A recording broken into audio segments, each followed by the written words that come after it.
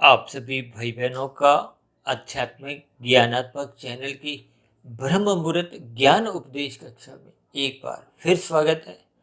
आज की चर्चा का विषय है ऊर्जा का प्रवाह। और नीचे हमने दूसरी पंक्ति में लिखा है किस ओर, और नीचे हमने तीसरी पंक्ति में दो दिशाओं का एक वर्णन करने जा रहे हैं।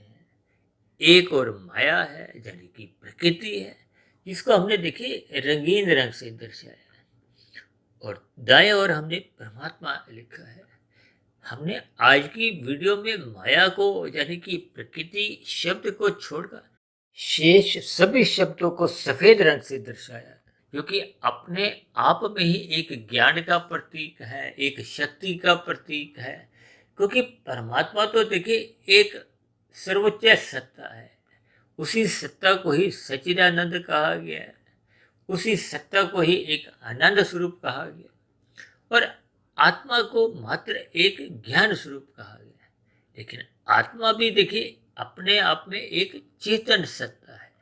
और इसी तरह ये जो माया है, भले ही हमने देखी प्रकृति को ये रंगीन रंग से दर्शाया है, लेकिन ये माया भी देखिए परमात्मा की एक शक्ति है।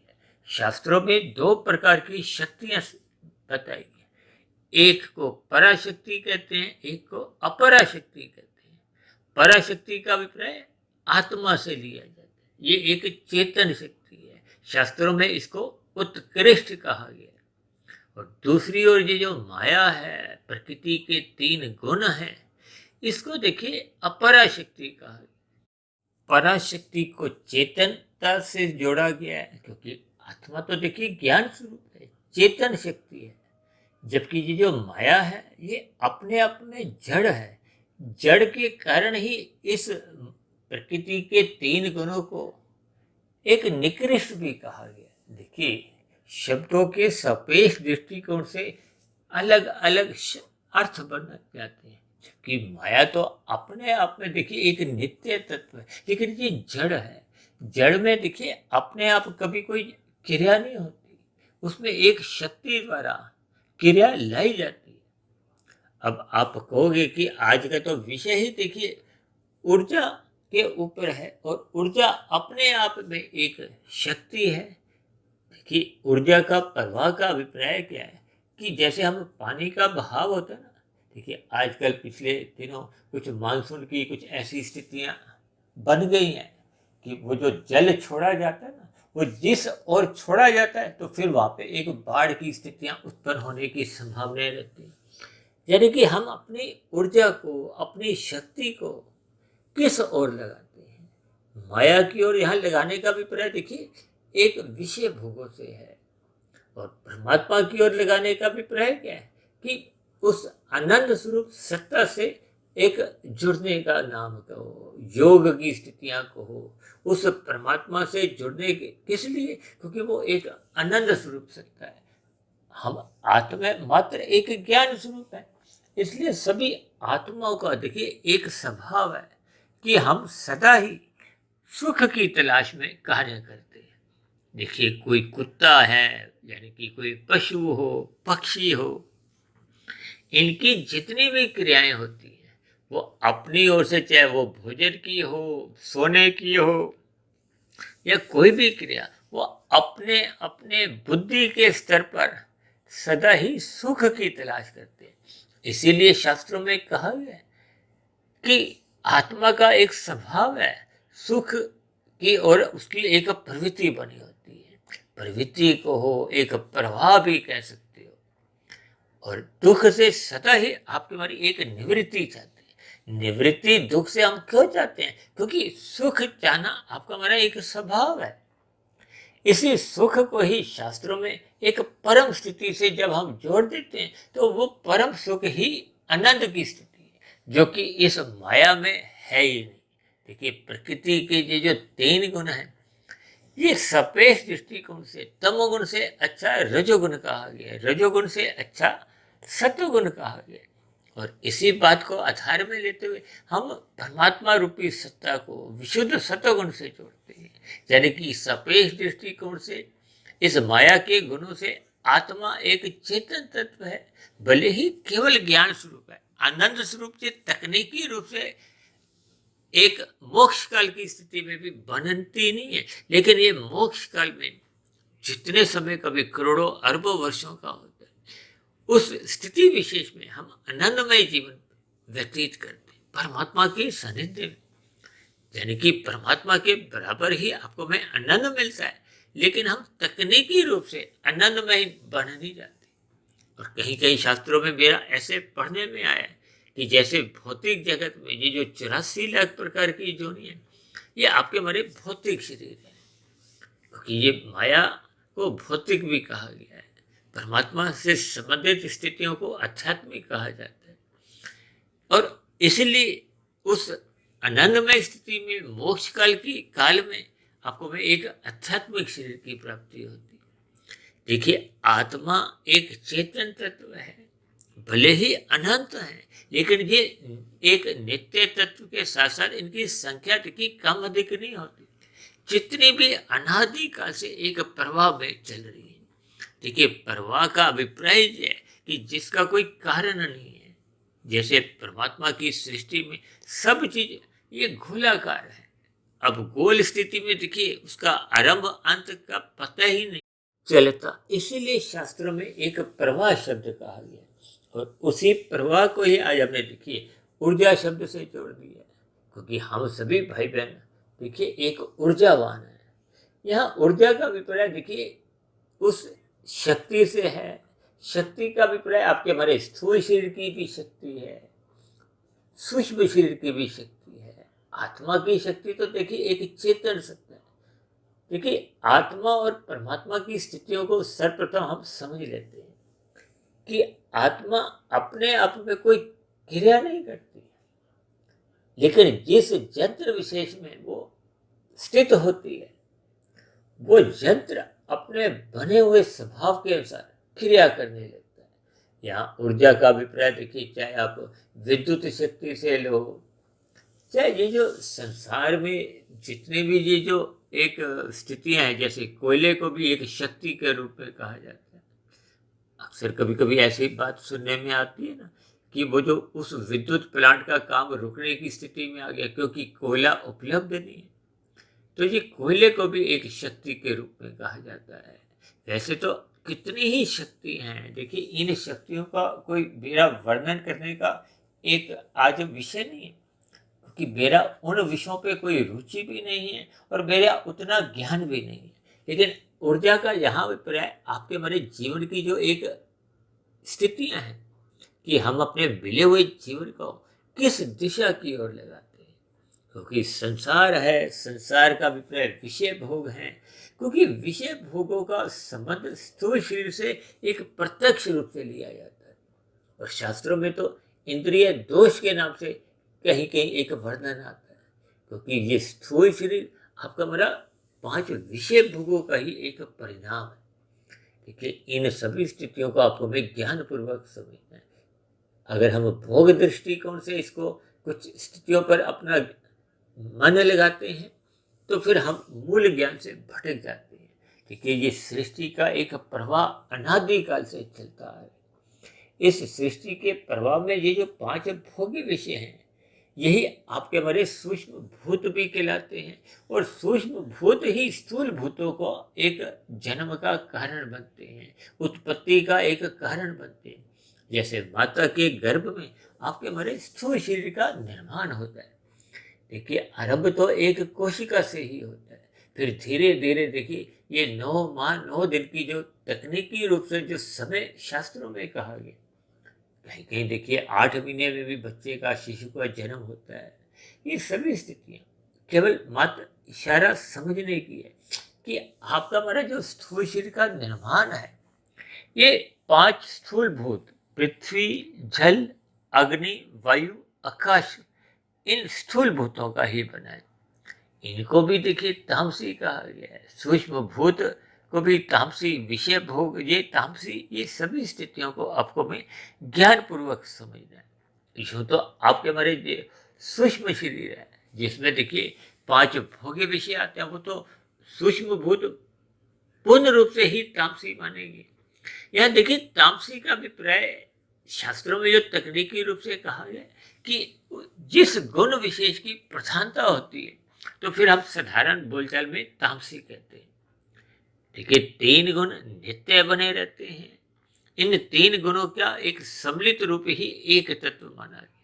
और शास्त्रों में तो देखिए, प्रकृति के 3 गुणों की ये जब सम अवस्था होती है, उसको प्रकृति कहा गया है। जबकि साधारण बोलचाल में तो हम पृथ्वी, जल, अग्नि, वायु, आकाश को ही एक प्रकृति का नाम दे देते हैं। और ये देखिए, कुछ बातें साधारण स्तर पर होती हैं, कुछ बातें तकनीकी स्तर पर क्रमबद्ध तरीके से जैसे जैसे शास्त्रों में समझाई गई।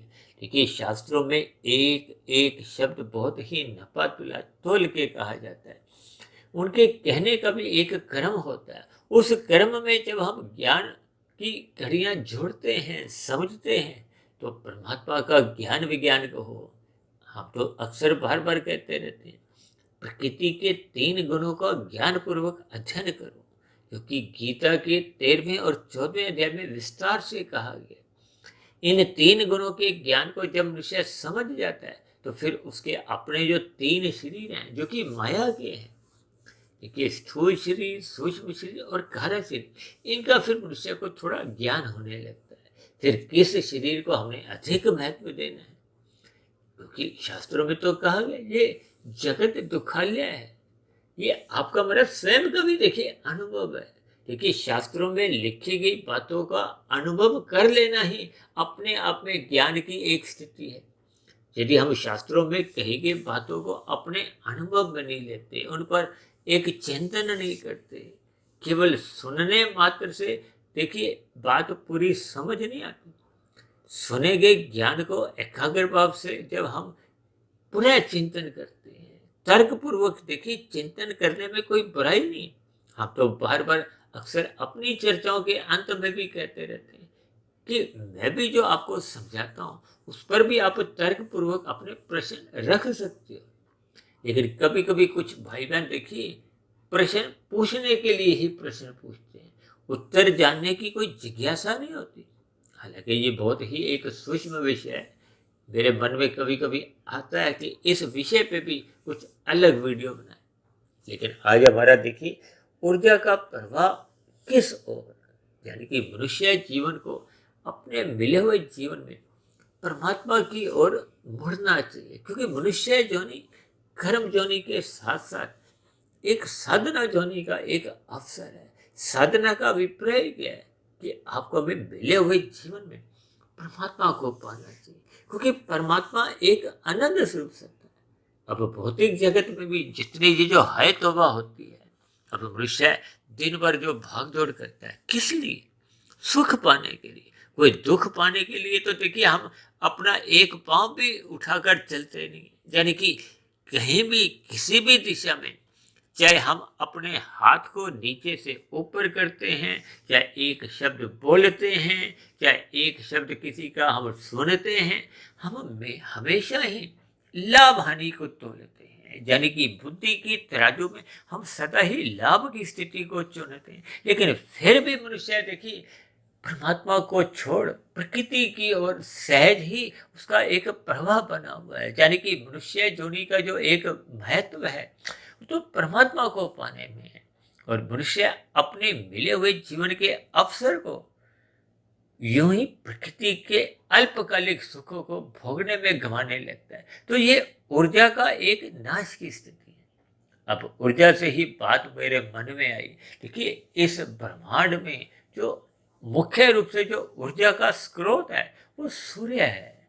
सूर्य के ताप के बाद ही ये जितने भी संसार में आप स्थितियां देखते हो, अब दिन रात की जो एक स्थितियां हैं, ये तो देखिए, पृथ्वी अपनी सतह पे घूमती है, चक्कर लगाती है, तो इसलिए ये दिन रात की स्थितियां बनती हैं। जबकि सूर्य तो देखिए, ना उदय होता है, ना ही उसका एक अस्त की स्थितियां होती हैं। इसी तरह पृथ्वी भी सूर्य के चारों तरफ एक चक्कर लगाती है, परिक्रमा करती है। ये साल में पूरा होने पे फिर अलग अलग ऋतुएं बन के आती हैं। देखिए, मेरी इस विषय पे कोई विशेष जानकारी नहीं, लेकिन आज की जो हमारा मुख्य विषय है कि हम सभी भाई बहनों को अपने मिले हुए जीवन को परमात्मा की ओर, यानी कि अपने मिले हुए जीवन की जो ऊर्जा को, देखिए ऊर्जा का अभिप्राय ये भी आप लेते हो, जैसे हम जूस पीते हैं, खाना खाते हैं, व्यायाम करते हैं, किस लिए? ताकि आपके हमारे शरीर में एक ऊर्जा बनी रहे। देखिए हम बार बार कहते रहते हैं कि आलस्य त्यागो, कर्म करो। कर्म करने के लिए तो देखिए आपके हमारे शरीर में यदि ऊर्जा ही नहीं है, देखिए ऊर्जा का अभिप्राय स्थूल शरीर के स्तर पर भी है, मानसिक स्तर पर भी है। देखिए मन बुद्धि का विकास करने के लिए तो हम अपने बच्चों को स्कूलों में भेजते हैं ताकि उसमें बुद्धि का विकास हो। अब मानसिक स्तर पर देखिए हम बुद्धि जब विशेष प्रकार की विकसित कर लेते हैं, अब कोई डॉक्टर है, कोई आई स्पेशलिस्ट है, नेत्र विशेषज्ञ है, यानी कि एक साधारण डॉक्टर होता है जिसको एक साधारण ज्ञान होता है आपके हमारे शरीर के संबंधित रोगों का इलाज करने के लिए। एक उसमें भी विशेष प्रकार के एक डॉक्टर है, कोई हार्ट हृदय के रोगों को विशेष रूप से देखता है, कोई आँखों को। तो ये सभी स्थितियाँ एक विशेष प्रकार के ज्ञान, ये मानसिक स्तर पर होती है। अब मानसिक स्तर पर ही जब हम अधिक विवेकशील होते जाते हैं, अब यही मन बुद्धि जब हम परमात्मा के मार्ग पर लगाते हैं तो हम परमात्मा की एक स्थितियों की ओर पहुंचने लगते हैं। देखिए कुल मिलाकर ऐसा मेरा कोई विरोध नहीं है कि हमें भौतिक जगत में रहते हुए अपनी बुद्धि को भौतिक कार्यों में लगाना नहीं, क्योंकि आपके मेरे शरीर की कुछ आवश्यकताएं होती हैं। उन आवश्यकताओं की पूर्ति के लिए आपको मैं इन सभी स्थितियों में भी कुछ समय लगाना होता है। अब मेरी यदि आंख खराब हो गई है, जब मुझे कोई स्थूल शरीर के स्तर पर रोग हो गया है और यदि कोई ऐसे डॉक्टर इलाज करने वाले ही नहीं होंगे तो फिर आपके हमारे जीवन में थोड़ी असहज स्थितियां होने लगी। इसलिए समाज में सभी स्थितियों का होना एक आवश्यक है, लेकिन फिर भी आपके हमारे जीवन का जो एक मुख्य लक्ष्य है वो देखिए प्रकृति के विषय भोगों को भोगने का होना नहीं चाहिए, क्योंकि मनुष्य जोनि पाकर आपको में परमात्मा से जुड़ने का एक अवसर मिला है। अवसर का अभी मुझे ध्यान आया कि देखिए जब हम अवसर का लाभ उठाते हैं तो आपके हमारे जीवन में एक जीत की स्थितियां बनती हैं, सफलता की स्थितियां बनती हैं। अक्सर हम देखिए कोई फुटबॉल का मैच, हॉकी का मैच, क्रिकेट का मैच या और भी कोई भी मैच में जब हम खेलते हैं तो उस खेल में आपको में जीतने के जब कभी कोई अवसर मिलते हैं, चाहे देखिए शतरंज की स्थितियां हो, तो आपके हमारी एक एक चाल पे वो आपको में सोचना होता है, यानी कि ये अवसर की स्थितियां हैं। अब यदि हम मिले हुए मनुष्य जोनि के अवसर का लाभ नहीं उठाते तो जैसे हम मैच हार जाते हैं। अब हॉकी का मैच है, फुटबॉल का मैच है, जब आपको गोल दागने का अवसर मिला तो आप चूक गए। तो फिर इसी तरह देखिए मनुष्य जोनि पाकर आपको में विभिन्न प्रकार के जो आध्यात्मिक उन्नति करने के अवसर मिलते हैं, उन अवसरों का आपको में लाभ उठाना चाहिए। अक्सर मैं इस बात को जोर देकर कहता हूँ कि मनुष्य को रात को जल्दी सोना चाहिए, सुबह ब्रह्म मुहूर्त में उठ जाना चाहिए, क्योंकि सुबह ब्रह्म मुहूर्त की जो एक स्थिति है वो सतोगुण की एक सफेद दृष्टिकोण से शुद्धतम स्थिति होती है। वो इसलिए क्योंकि उस समय विशेष में वो गुजरे हुए तमोगुण से और आने वाले रजोगुण से प्रभावित नहीं होता। अक्सर हम बार बार कहते रहते हैं कि तमोगुण से अच्छा गुण रजोगुण है, रजोगुण से अच्छा गुण सतोगुण है। ये सफेद दृष्टिकोण से कहा जाता है, जबकि तमोगुण की भी देखिए एक साधारण स्तर पर कोई निंदा नहीं है। अब मैं भी नींद लेकर उठता हूँ तो ये तमोगुण का संग होने पे ही नींद की स्थितियां बनती है। लेकिन जब हम कहते हैं तमोगुण की निंदा करो तो इसका अभिप्राय होता है कि आप और हम अपने मिले हुए जीवन में निषिद्ध कर्मों से बचें। जैसे हम यातायात के नियमों में बार बार कहते रहते हैं ना कि लाल बत्ती पे रुको, और भी जो निषेध स्थितियां हैं यातायात के नियमों में उनको मत करो। जो मनुष्य करता है तो फिर वो चालान भुगतता है। चालान क्या, एक दंडमय स्थिति है। जब यातायात के नियमों में हम नियमों का पालन नहीं करते, उल्लंघन करते हैं तो आपको भी सजा मिलती है, दंड मिलता है। ठीक इसी तरह प्रकृति की व्यवस्था में भी कुछ ऐसी ही स्थितियां कर्मफल सिद्धांत के अनुसार बनी हुई हैं कि आपको हमें अपने कर्मों को कुछ इस हिसाब से करना है कि अन्य मनुष्यों को दुख नहीं हो, प्रकृति के अन्य जीव जंतुओं को दुख नहीं हो। इसलिए तो शास्त्रों में मूलभूत रूप से देखिए, वेदों में ये इन सभी स्थितियों पर विशेष प्रकाश डाला गया ताकि हम अपने मिले हुए जीवन की स्थिति को समझें, हम दूसरों के दुख का कारण नहीं बने और अपने सुख को भी सुनिश्चित करें। इसमें भी कोई देखिए शास्त्र मना नहीं करते। रजोगुण में रहने से भी मनुष्य को मना नहीं किया जाता, लेकिन तमोगुण में गिरने पे बार बार कहा जाता है मत गिरो। ये जो निषेध कर्म है, पाप कर्म है, आज मनुष्य अपने जीविका के स्वाद के लिए मांसाहार भोजन का सेवन करता है, जो कि शास्त्रों में मना किया गया। भले ही कानून आपको में कोई दंडित नहीं करता, तब ऐसी स्थिति विशेष में प्रकृति की जो एक अदालत है, व्यवस्था है, उसमें आपको में दंड मिलता है। दंड क्या है? ये जो नीचे की 80 लाख प्रकार की जोनियां जो आपके हमारे जीवन में अक्सर देखने को मिलती है, ये दंडमय जोनि है। शास्त्रों में कहा गया है कि मनुष्य जोनि तो तभी मिलती है जब संचित कर्मों में पाप और पुण्य कर्मों की कम से कम तुल्यता होती है, जब पुण्य कर्मों की अधिकता होती है और मनुष्य जोनि में ही जन्म लेने की आपकी हमारी इच्छा होती है। अब मनुष्य जोनि में जन्म लेने की इच्छा क्यों होती है? क्योंकि मनुष्य जोनि में ही ये जन्म मरण के बंधन से मुक्ति पा परम स्थिति आनंद को प्राप्त कर सकते हैं, क्योंकि सभी आत्मा का ही लक्ष्य है। हम रसगुल्ला क्यों खाते हैं? सुख प्राप्ति के। दूसरा रसगुल्ला क्यों खाते हैं? कि आपको हमें और सुख मिले। जबकि भौतिक सिद्धांत क्या कहता है कि पहला रसगुल्ला में तो सुख था, दूसरे में उतना सुख मिलता नहीं, और तीसरे चौथे में और भी कम मिलता है, और पांचवें छठे में हम खाते इसलिए नहीं है क्योंकि वो आपको में सुख नहीं देता, वो दुख देता है। यानी कि भौतिक प्रकृति की स्थितियों को आपको में समझना होगा कि जो भौतिक पदार्थ जो आरंभ में आपको सुख देती है, फिर वो सुख घटता है, और घटना आपको में बर्दाश्त नहीं है, क्योंकि आत्मा तो देखिए सदा ही सुख चाहती है। अब वो परम सुख इस भौतिक माया में है ही नहीं, वो तो अलग स्थिति है कि सफेद दृष्टिकोण से कह दिया जाता है कि तमोगुण से अच्छा रजोगुण है, रजोगुण से अच्छा सतोगुण है। ये इसलिए कहा जाता है कि तमोगुण में हम निषेध कर्म करते हैं, तामसिक कर्म का अभिप्राय निषेध कर्मों से है, शास्त्रों के विरुद्ध स्थितियों से है, कानून का उल्लंघन कहो, निषेध को, ये सब एक ही स्थिति है। जैसे हम चाहते हैं हमें कोई देखिए कोई तंग नहीं करे, थप्पड़ नहीं मारे, कोई हमारी हत्या नहीं करे, जबकि हम अपने जीवन में जब पशु पक्षियों की हत्या करते हैं अपने जीविका के स्वाद के लिए, तो प्रकृति आपको में दंडित करती है। लेकिन जब हमारा पाप कर्मों का क्रमशः अधिक बढ़ जाता है, तो फिर ये नीचे की जोनियों में प्रकृति आपको में जन्म लेने को बाध्य कर देती है। यानी कि मिले हुए जीवन के अवसर को हमने परमात्मा की ओर मोड़ना था, वो हमने देखिए प्रकृति की ओर मोड़ दिया। यानी कि मनुष्य जोनि के अवसर को, ऊर्जा को, अपनी शक्तियों का हमने दुरुपयोग किया। देखिए जब हम अपनी इंद्रियों का, चाहे वो ज्ञानेंद्रियां हैं, चाहे वो कर्मेंद्रियां हैं, अब देखिए यदि हम इनका दुरुपयोग करते हैं तो ये एक शक्ति है। ऊर्जा कहो, शक्ति कहो, ये सब एक ही बात है।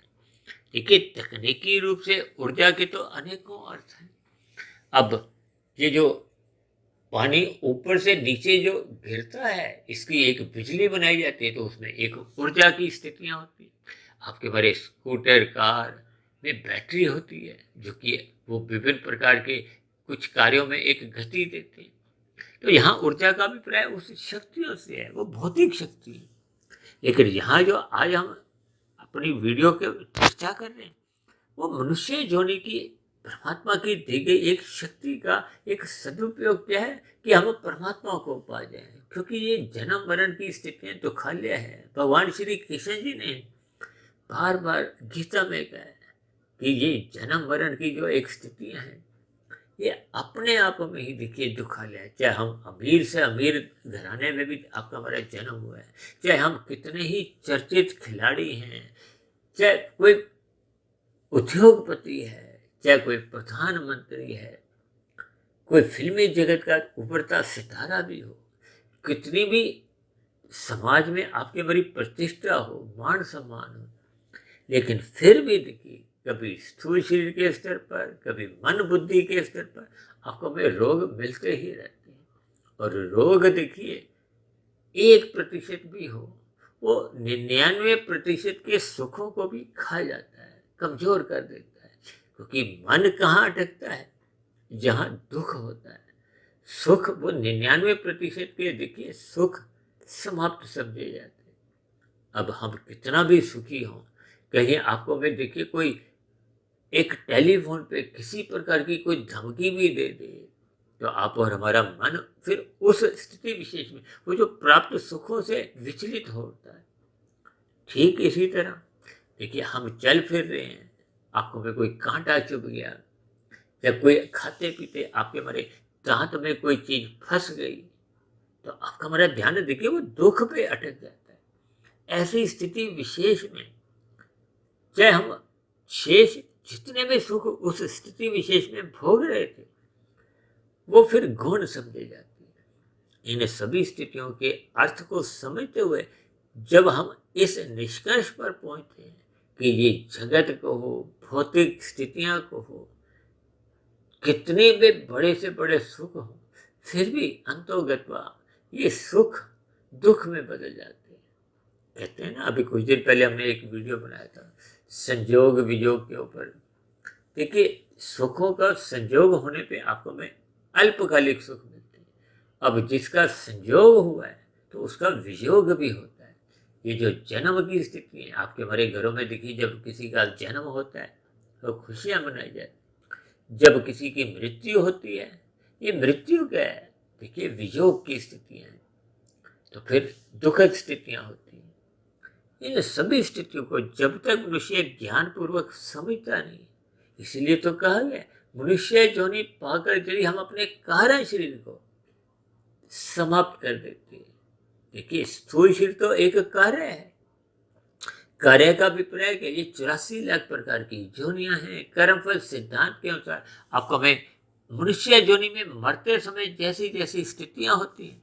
अब मुझे ध्यान आया कि तकरीबन 3-3.25 वर्ष पहले हमने एक 3 घंटे का वीडियो बनाया था मनुष्य के मरने के बाद का अगला जन्म, जिसमें हमने विस्तार से इन सभी स्थितियों पर कुछ चर्चा की थी। इसलिए हम सभी भाई बहनों को अपने मिले हुए जीवन में यानी कि अपनी ऊर्जा का, अपने स्थूल शरीर का एक सदुपयोग करना होगा। सदुपयोग क्या है कि आपको हमें अपने स्थूल शरीर की अवस्थाओं की पूर्ति के लिए एक साधारण पुरुषार्थ करते हुए इसको साधना में लगाना चाहिए। आरंभिक स्थितियों में जब हम देखिए परोपकार के कार्य करते हैं तो आपका हमारा स्थूल शरीर पवित्र होता है। और जब हम परोपकार के कार्यों में फल पाने की इच्छा ही नहीं होती, क्योंकि जब आपका हमारा एक निश्चय हो जाता है कि ये जगत में जितने भी सुख हैं ये अल्पकालिक हैं, ये देर सवेर दुखों में तब्दील हो जाते हैं, तो फिर परमात्मा की ओर सहज ही आपका हमारा एक ध्यान जाता है। फिर हम शास्त्रों को पढ़ते हैं, ब्रह्म मुहूर्त में उठकर अपने इन शास्त्रों में ही विभिन्न प्रकार के अपने प्रश्न टटोलते हैं। इस माया की ओर हम गहन जब चिंतन करते हैं तो आप पाओगे कि परमात्मा की ओर मुड़ने से ही आपका हमारा एक कल्याण है। ये जन्म मरण की स्थितियों से एक समाप्ति के लिए आपको हमें परमात्मा की ओर मुड़ना होगा। ये जो 4 पुरुषार्थ हैं, धर्म अर्थ काम मोक्ष, ये धर्म तो देखिए अर्थ और काम को एक मर्यादा में रखने के लिए। कहते हैं ना, अर्थ और काम जब बिगड़ जाते हैं तो फिर आपके हमारे जीवन में पाप कर्म कितने होने लगते हैं वो मनुष्य को पता नहीं चलता। ये धर्म ही तो एक लगाम है। लगाम को हो, ब्रेक को, यदि आपके हमारी गाड़ी में ब्रेक नहीं हो तो फिर दुर्घटनाएं होती।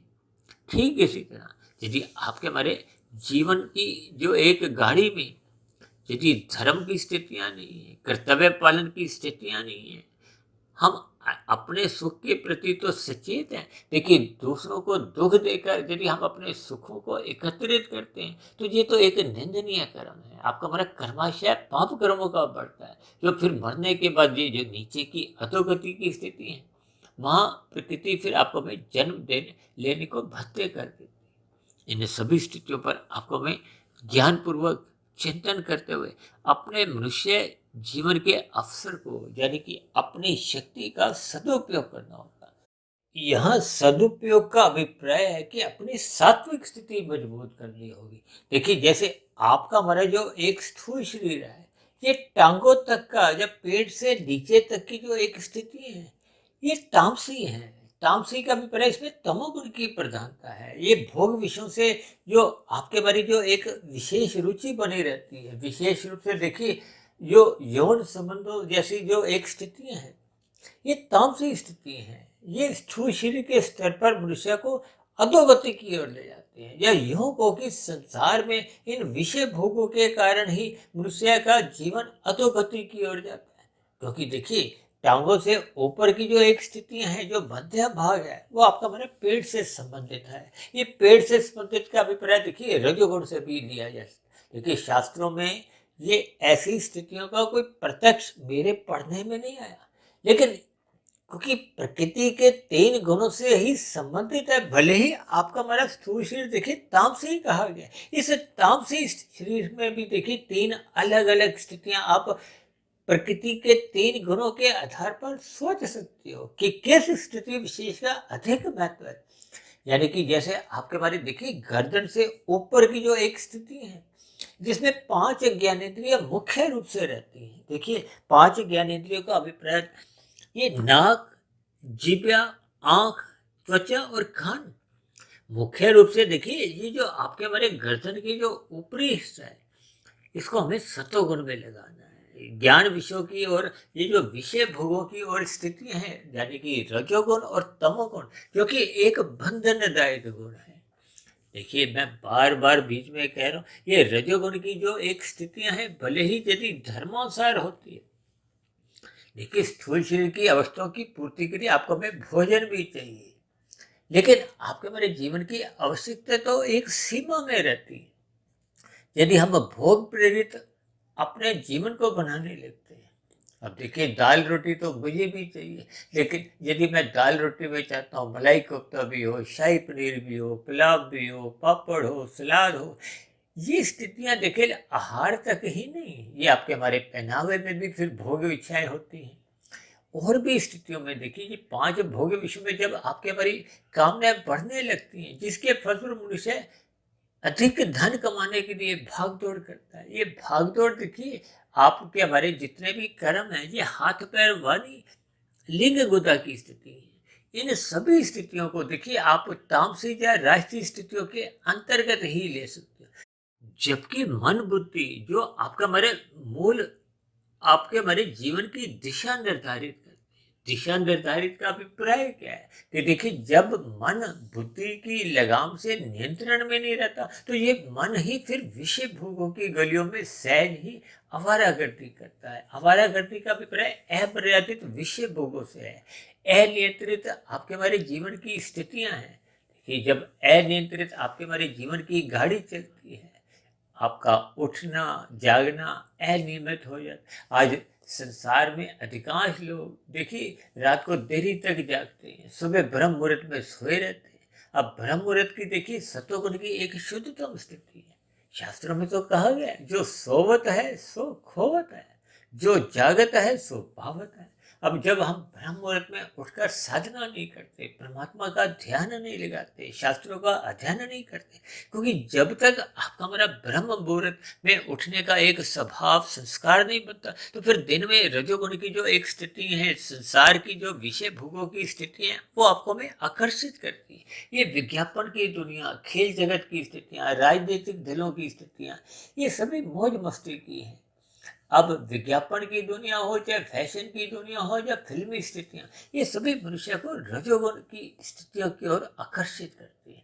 जब जब रजोगुण सतोगुण की लगाम से नियंत्रण में रहता है, कहते हैं ना, अर्थ और काम को धर्म की चार दीवारी में रखो, मर्यादा में रखो, अन्यथा ये रजोगुण और तमोगुण ही मनुष्य में भटकाव की स्थितियां लाते हैं। यानी कि जब आपके हमारे जीवन की गाड़ी का हो, या आपके हमारे एक वाहन में ब्रेक कमजोर होती है, जब ब्रेक होती ही नहीं, लेकिन जब हम श्रद्धापूर्वक सत्संग नहीं करते तो आपके बारे रजोगुण अमर्यादित होने लगते हैं। इसलिए तो शास्त्रों में विभिन्न प्रकार के कर्म कांड रचे गए। ये कर्म कांड भी आपको हमें व्यवस्थित जीवन जीने को एक दिशा निर्देश देते हैं। इसलिए तो कहा गया कर्म कांडों को ज्ञान पूर्वक करो। लेकिन आज इस संसार में देखिए मनुष्य कर्म कांड करता हुआ दिखाई तो देता है, लेकिन लोभ से या भय से फलस्वरूप उसका वो सत्वगुण विकसित नहीं हो पाता।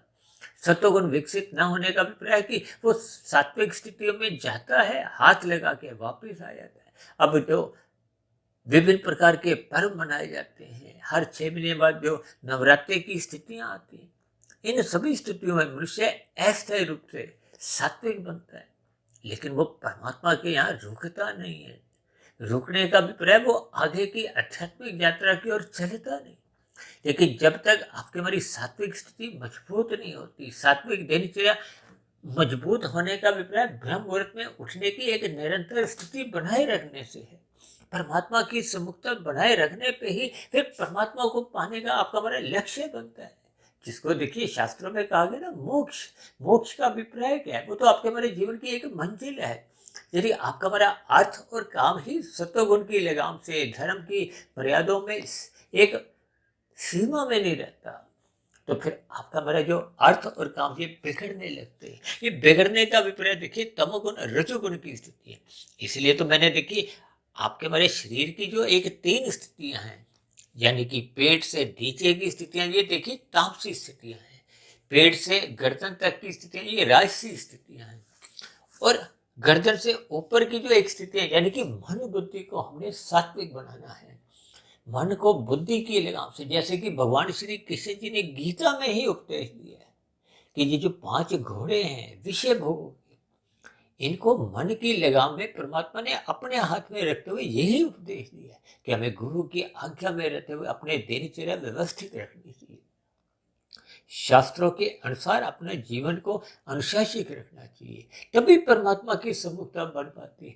अन्यथा मनुष्य जीवन की सभी शक्तियां फिर वो सहज ही, यानी कि ऊर्जा का प्रवाह संसार की ओर का अभिप्राय विषय भोगों की ओर सहज ही आपका हमारा जीवन यूं ही बीतता जाता है। और हम सभी भाई बहन तो देखिए अपने स्थूल शरीर की एक निश्चित आयु लेके आए हैं, सांसें लेके आए हैं, और यदि ये सांसें समाप्त होने से पहले, यानी कि स्थूल शरीर की मृत्यु से पहले, यदि हम अपने साधना की गति, साधना का अभिप्राय कर्म योग, ज्ञान योग, भक्ति योग की स्थिति है, यानी कि जब तक हम अपनी शक्ति को योग के साथ स्थित नहीं करते, तो फिर आपके हमारे मिले हुए जीवन का जो एक सफलता है, वो सफलता हासिल नहीं हो पाती। मिला हुआ जीवन सार्थक हो नहीं पाता।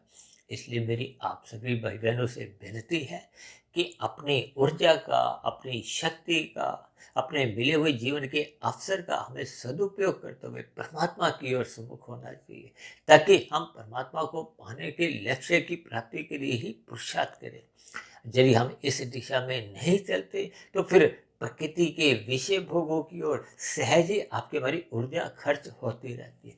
इन सभी स्थितियों पर आप ज्ञानपूर्वक चिंतन करें, ताकि मिला हुए जीवन का अवसर यूं ही व्यर्थ ना जाए। यानी कि आपके हमारी जो एक मनुष्य जोड़ी की जो एक ऊर्जा है, इन विषय भोगों की गलियों में यूं ही व्यर्थ न चलिए। इसलिए हम सभी भाई बहनों को अपने मिले हुए जीवन का सदुपयोग करते हुए अपने कार्य शरीर को शुद्ध करना होगा, शुभ संस्कार बनाने होंगे। और शुभ संस्कार तभी बन पाते हैं जब हम सर्वप्रथम स्थूल शरीर के स्तर पर श्रद्धापूर्वक सत्संग करते हैं, यानी कि स्थूल शरीर के साथ साथ सूक्ष्म शरीर, यानी कि मन बुद्धि द्वारा श्रद्धापूर्वक सत्संग होने से फिर उस पर हम चिंतन कर सकते हैं, मनन कर सकते हैं, और सहज ही अपने कार्य शरीर में फिर शुभ संस्कार बनने की स्थितियां बना सकते हैं। और शुभ संस्कार का बनना ही फिर पहले के जो बुरे संस्कार भोगों के, अज्ञानता के बने होते हैं, वो क्रमशः कमजोर होने लगते हैं, समाप्त होने लगते हैं, दग्ध बीज होने लगते हैं। और जब बीज जल जाता है तो फिर उसमें पुनः अंकुरण की कोई संभावना नहीं रहती, क्योंकि जब तक बुरे संस्कार कारण शरीर में बने रहते हैं, ये भोगों से संबंधित, ये बार बार मन बुद्धि में फुरने उठाते रहते हैं, और फिर मन बुद्धि फिर सहज ही प्रकृति के विषय भोगों की ओर स्थूल शरीर को एक जाने की छूट दे देती इन सभी स्थितियों के ज्ञान विज्ञान को समझते हुए हम सभी भाई बहनों को अपने मिले हुए जीवन का सदुपयोग करना है, यानी कि ऊर्जा का जो एक प्रवाह है वो परमात्मा की ओर लगाते हुए अपने मिले हुए जीवन को सफल करना चाहिए, सार्थक करना चाहिए। तो ऐसी सभी शुभ स्थितियां हम सभी भाई बहनों के जीवन में भी बनने लगे, ताकि हम आध्यात्मिक दिशा की ओर निरंतर अग्रसर हों, परमात्मा को पाने का लक्ष्य हमारा सदा बना रहे और इस परमात्मा के लक्ष्य की प्राप्ति के लिए निरंतर हमारी आध्यात्मिक उन्नति यानी कि कर्म योग, फिर ज्ञान योग और भक्ति योग की स्थितियों में हम स्थित होते हुए उस पूर्ण स्थिति को प्राप्त हों, यानी कि स्थूल शरीर के रहते रहते हमारा कार्यशील मायातीत हो, ताकि स्थूल शरीर के मरने पे आपको हमें आध्यात्मिक शरीर की प्राप्ति हो, हमें परमात्मा का आनंद प्राप्त हो। तो ऐसी सभी शुभ स्थितियां हम सभी भाई बहनों के जीवन में बनने लगे। इन्हीं शुभ कामनाओं के साथ चर्चा विशेष को यही विश्राम देते हैं। शाम को फिर मिलते हैं संध्या बेला ज्ञान कक्षा में। तब तक आप अपने आध्यात्मिक मित्र सुधीर भाटिया फकीर को इजाजत दें। फिर भी वीडियो संबंधित आपके मन में कोई प्रश्न उठ रहे हो, कोई मेरी कही गई बातों पे आपको कोई आपत्ति हो, तो नीचे दिए गए कमेंट्स बॉक्स पर आपके प्रश्नों के साथ साथ आपकी शिकायतों का सदा ही स्वागत है। चर्चा विशेष को ध्यानपूर्वक सुनने के लिए आप सभी भाई बहनों का बहुत बहुत धन्यवाद।